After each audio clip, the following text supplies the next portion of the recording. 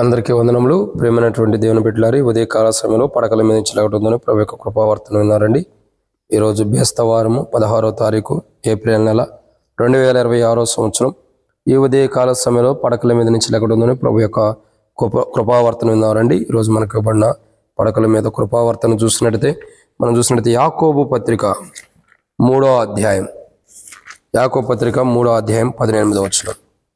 యాకోబు పత్రిక 3వ అధ్యాయం 18వ వచనం. ఇక్కడ మనకు ఇవ్వబడినటువంటి కృపావర్తన చూసినట్టయితే, నీతి ఫలము సమాధానము చేయువారికి సమాధానము యందు విత్తబడును.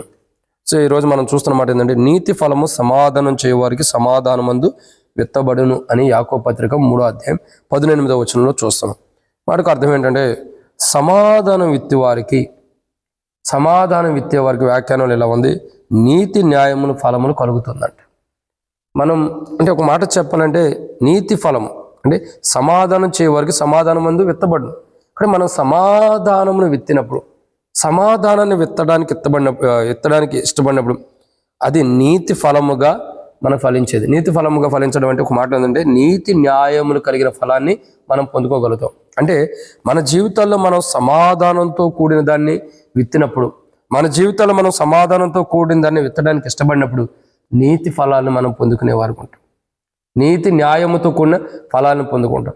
బైబిల్లో ఒక వ్యక్తి, చాలామంది ఉంటారు, ఒక వ్యక్తి సమాధానంతో కూడిన ఫలాన్ని విత్తాడు. ఆ వ్యక్తి ఆ ఫలాన్ని విత్తడం ద్వారా నీతి న్యాయములతో కూడిన ఫలాన్ని పొందుకుంటూ వచ్చాడు. ఆ వ్యక్తి ఎవరంటే రండి, ఆది కాండం 26వ అధ్యాయం. ఆ వ్యక్తి ఎవరు? ఆది కాండము నీతి ఫలాన్ని విత్తిన వ్యక్తి ఎవరు? సమాధాన ఫలమును విత్తిన వ్యక్తి ఎవరు అని అంటే ఆది కాండం. ఆ వ్యక్తి ఆ ఫలాన్ని, నీతి న్యాయములు కలిగిన ఫలాన్ని పొందుకుంటూ వచ్చాడు. కలుగుతుంది అతనికి. ఎవరంటే ఆది కాండం 26వ అధ్యాయం మనం చూసినట్టయితే 29వ వచనం. మేము నిన్ను ముట్టక నీకు మేలే తప్ప మరేమి చేయక నిన్ను సమాధానంగా పంపివేస్తుంది కనుక నీవును మాకు కీడు చేయకున్నట్లు నీతో నిబంధన చేసుకుందామని అనుకుంటే ఇప్పుడు నీవు యెహోవా ఆశీర్వాదం పొందినవాడు అనేది. ఇక్కడ మనం దేవుని వాక్యాన్ని చూసినట్టయితే, ఈ యొక్క సమాధానంతో కూడినది అంటే సమాధానం చేయవారికి సమాధానం అనేది విత్తబడుతున్నారు. సమాధానం చేయవారు అంటే సమాధానాన్ని విత్తేవారు ఎవరంటే, వారిలో ఒక వ్యక్తి సమాధానం విత్తడం ద్వారా నీతి ఫలాన్ని పొందుతున్నాడు. నీతి ఫలం అంటే నీతి న్యాయములు తనకు కలుగుతున్నాయని అర్థం. ఏ నీతి న్యాయాలు అయితే తను విత్తాడో అదే తనకు కలుగుతుంది. ఆ నీతి న్యాయములు అంటే సమాధానంతో కూడిన ఫలాలు విత్తిన వారు ఎవరంటే, ఒక వ్యక్తిని మనం చూస్తున్నాం, ఆయనే ఇస్సాకు యొక్క జీవితంలో చూడండి. ఇస్సాకు బావి తవ్వించినప్పుడు అక్కడికి వచ్చి చాలామంది కూడా మరి ఇస్సాకు దగ్గరకు వచ్చి చాలా గలాటలు చేస్తున్నారు, జగడమాడుతున్నారు, అన్నీ చేస్తున్నారు. వాళ్ళ ఫిలిప్తీలు వచ్చి ఏం చేస్తున్నారు, ఆ బావిని తీసేసుకుంటున్నారు. అట్లా ఇస్సాకు ఆ బావిని తవ్వుతున్నాడు, అవి వాళ్ళు తీసుకుంటానే ఉంటున్నాడు.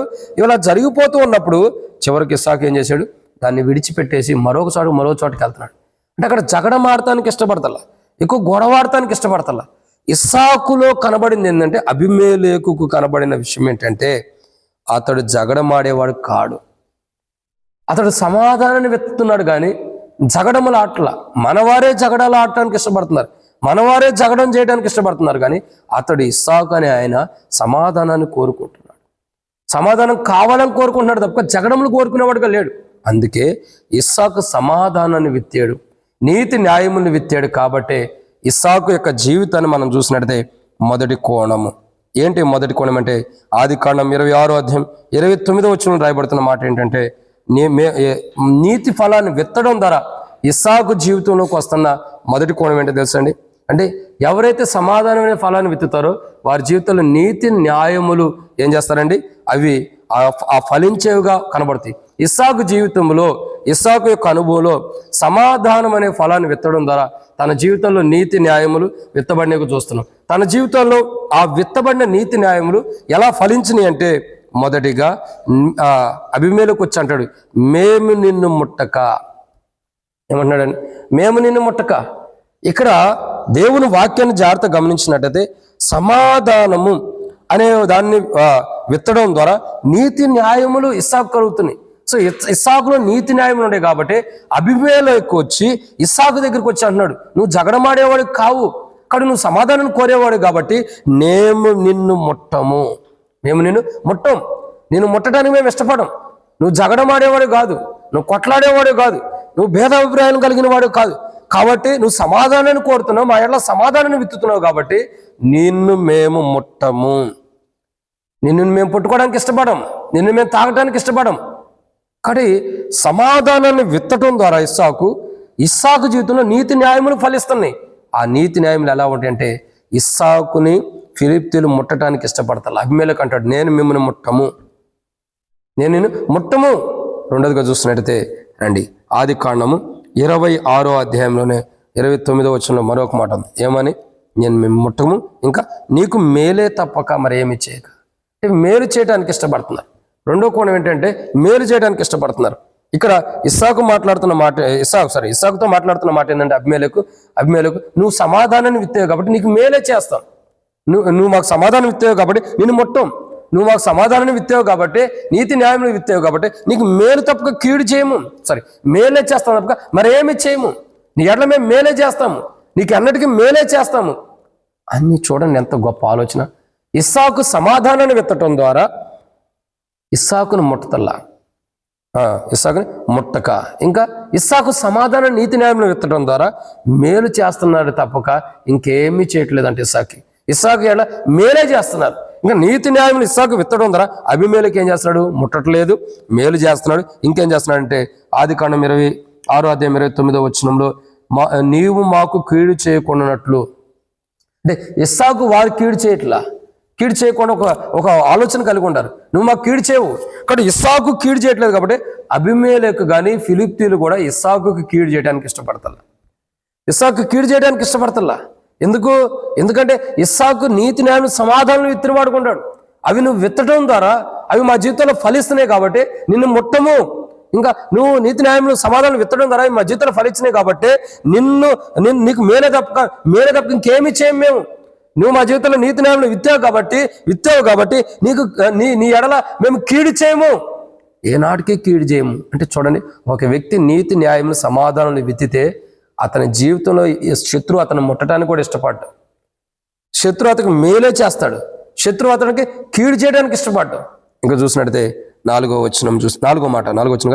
మాట రండి, ఆది కాండం 26వ అధ్యాయంలో మనం చూసినట్టయితే 29వ వచనంలో ఇంకో మాట ఏమని రాయబడితే వచ్చాను, నీతో ఒక గొప్ప నిబంధన చేసుకుందాం. గొప్ప నిబంధన. కాబట్టి ఇక్కడ ఒక గొప్ప మాట ఏంటంటే ప్రియులారా, వారు అంటారు నీతో నిబంధన చేసుకుందాము, నీతో నిబంధన, గొప్ప నిబంధన చేయబడుతున్నారు. శత్రువులు వచ్చి జగడం ఆడుతున్న వారితో ఇస్సాకు సమాధానంగా ఉండటం ద్వారా, ఇస్సాకు జీవితం సమాధానంగా ఉండటం ద్వారా ఇప్పుడు అబీమెలెకు ఫిలిష్తీయులు వచ్చి ఏమంటున్నారు, అయ్యా ఖచ్చితంగా నీతో మేము ఒక నిబంధన చేసుకుంటాం, అది మేలుకరమైంది తప్ప కీడుకరమైంది కాదు. చూడండి, అబీమెలెకు వచ్చి ఇస్సాకు దగ్గరకు వచ్చి ఒక నిబంధన చేస్తున్నాడు. అంటే ఇక్కడ అర్థం ఏంటంటే ప్రియులారా, అర్థం ఏంటంటే ఇస్సాకు జీవితంలో సమాధానాన్ని విత్తాడు, నీతి న్యాయముని విత్తాడు. కాబట్టి ఇస్సాకు జీవితంలో విత్తిన నీతి న్యాయములు సమాధానం ఇప్పుడు ఎలా ఉండే అంటే ఇస్సాకును ముట్టకోకుండా చేస్తున్నాయి, ఇస్సాకు మేలు చేస్తున్నాయి, ఇస్సాకు కీడు చేయకుండా చేస్తున్నాయి, ఇస్సాకుతో గొప్ప నిబంధన చేసుకునేలాగా శత్రువులు కూడా గొప్ప నిబంధన కలిగి ఇస్సాకుతో ఉండేటట్టు చేస్తున్నాయి. ఎంత గొప్ప అనుభవం. మనం కూడా సమాధానం విత్తితే, మనం కూడా నీతి న్యాయములు విత్తితే మన జీవితంలో శత్రువు మనల్ని ముట్టడు, మనకు మేలు చేస్తారు, మన కీడు చేయరు, మనతో వారు గొప్ప నిబంధన కలిగి మనతో సమాధానంగా ఉంటారు. కానీ మన జీవితాల్లో కూడా ఇస్సాకు వలె మనం సమాధాన నీతి న్యాయం విత్తేవారికి ఉండాలి, జగడములు విత్తేవారికి ఉండకూడదు. ఇక 5వ విషయం చూసినట్టయితే రండి, ఆది కాండం 26వ అధ్యాయం 30వ వచనంలో ఇంకో మాట ఉంది. ఏమనండి చూడండి, నీవు యెహోవా ఆశీర్వాదం అతడు వారికి విందు చేయగా వారి అన్నపానములు పుచ్చుకున్నరి. అంటే విందులో పాల్గొనే ధన్యత, ఒక ప్రేమతో కూడిన విందు, ప్రేమతో కూడిన ఒక విందు అన్నది ఇక్కడ సిద్ధపరచబడిన అనుభవాన్ని చూస్తున్నాం. చూడండి, అబీమెలెకు ఫిలిష్తీయులు కొందరు వచ్చి ఇస్సాకుతో మాట్లాడినప్పుడు ఏం జరుగుతుందండి? ప్రేమతో విందు కలిగి ఉంటున్నారు. వాడు జగడంతో కాదు, కొట్లాటలతో కాదు, భేదాభిప్రాయాలతో కాదు, ప్రేమతో ఒక విందు కలిగి ఉంటారు. అంటే మనం ఎప్పుడైతే సమాధానాన్ని విత్తుతామో, నీతి న్యాయములను ఎప్పుడైతే విత్తుతామో, సమాధానాన్ని నీతిని సమాధానం చేయడానికి కానీ సమాధానం చేసేవారికి కానీ సమాధానం ఎప్పుడైతే మనం విత్తుతామో అప్పుడు మన జీవితాల్లో చూడండి నీతి ఫలమును సమాధానం చేయవారికి సమాధానం అందు విత్తబడును. మనం సమాధానాన్ని విత్తితే, నీతి న్యాయములు మనం జరిగిస్తే ఖచ్చితంగా నీతి ఫలం అంటే నీతి న్యాయములు కలిగిన ఫలాన్ని మనం పొందుతాం. ఇప్పుడు ఇస్సాకు నీతి న్యాయంతో కూడిన సమాధాన ఫలాన్ని విత్తాడు. తద్వారా శత్రువు కానీ అభిమేలకు కానీ ఏం చేస్తున్నారు? ఇస్సాకును ముడతల్లా. ఎందుకంటే అతను నీతి ఫలాన్ని విత్తాడు. ఇంకా మేలు చేస్తున్నారు, అతను నీతి ఫలాన్ని విత్తాడు కాబట్టి. అతను కీడు చేయట్లా, నీతి ఫలాన్ని విత్తాడు కాబట్టి. అతనితో ఒక నిబంధన చేస్తున్నారు, నీతి ఫలం విత్తాడు కాబట్టి. అతనితో సంతోషంగా ప్రేమ విందు కలిగి ఉంటున్నారు. ఎందుకంటే అతడు ఒక సమాధానకరమైన నీతియుక్తమైనటువంటి ఫలాన్ని విత్తాడు కాబట్టి. అది ఫలించిన అనుభవం. ఆ సమాధానంతో కూడిన ఫలం విత్తినప్పుడు అది ఫలించింది కాబట్టి అతన్ని ముట్టకోవడం చేస్తుంది, అతన్ని మేలు చేస్తుంది, కీడు చేయకుండా ఆపుతుంది, నిబంధన చేపించేటట్టు చేస్తుంది, సంతోషంగా ప్రేమ ఎందుకు కలిగి ఉన్నారు. ఈరోజు నా జీవితంలో మనం కూడా ఇస్సాకు వలె సమాధానంతో కూడిన నీతి ఫలాలు మనం విత్తితే ఆ నీతి ఫలమే ఓ రోజు మనల్ని శత్రువు ముట్టుకోకుండా చేసింది, శత్రువు ఓ రోజు మనకు మేలు చేసేటట్టు చేసింది, శత్రువు మనకు కీడు చేయకుండా చేసింది. ఆ నీతి ఫలమే ఒక రోజు శత్రువు మనతో ఒక గొప్ప నిబంధన, మంచి నిబంధన కలిగి ఉండేది చేసింది. ఆ నీతి ఫలమే ఓ రోజు ప్రేమ విందు మన శత్రువుతోనే మనం కలిగి ఉండేటట్టు చేసి సిద్ధపరిచింది. సో ఇట్లా మనం ఏం చేయాలంటే నీతి ఫలాన్ని విత్తేవారుగా మనం ఉండినట్లు, ఇలాంటి గొప్ప 500 అనుభవాన్ని మనం శత్రువుల ద్వారా పొందుకున్నట్లు, శత్రువుల ద్వారా అంటే మేలు చేసేవారుగా, కీడు చేయకోకుండా మన ఎడల మంచి కార్యాలు చేసేవారుగా మనం చేయాలంటే మనం సమాధానాన్ని విత్తాలి. అట్టి సమాధానాన్ని మన జీవితంలో మనం విత్తేవారు, శత్రువులకే కాదు అనేకులకి మనం సమాధానాన్ని విత్తి 500 అనుభవం కలిగిన పంటను మనం కోసేవారు ఉన్నట్లు ప్రభు సహాయం చేయను గాక. ఆమేన్. ప్రార్థన. ప్రేమ కలిగిన తండ్రి, పరిశుద్ధుడైన దేవా, మీకు వందనాలు. మీరు ఇచ్చిన కృపకే వందనాలు తండ్రి. విత్తబడిన మాటలకు నీరు కట్టి ఫలింపచేయండి. మా జీవితాల్లో మీకు సాక్షిగా మేము జీవించడం సాయం చేసి ప్రతి బలహీనత నుండి కూడా మీకు కాపాడమని మేము కూడా ఇస్సాకు వలె తండ్రి మరి సమాధానంతో కూడిన ఫలాలు విత్తునట్లు సాయం చేసి తద్వారా వచ్చే ఫలాన్ని మేము పొందుకునేవారుగా సాయించమని. ఇస్సాకు ఎలా పొందుకున్నారో అబీమెలెకు ద్వారా, తండ్రి ఫిలిప్తు ద్వారా ఎలా సమాధానకరమైన ఫలాన్ని పొందుకుంటూ వచ్చాడు, విత్తాడు కాబట్టి పొందుకున్నాడు. మేము కూడా అలా విత్తి అలా సమాధానకరమైన ఫలాన్ని పొందుకున్నట్లు సాయించమని యేసు ప్రభు నామములో ప్రార్థన చేస్తున్నాను తండ్రి. ఆమేన్. ప్రేమ దేవుని బిడ్డలారందరికీ మన ప్రభువైన యేసుక్రీస్తు నామములో శుభావందనములు. Praise the lord.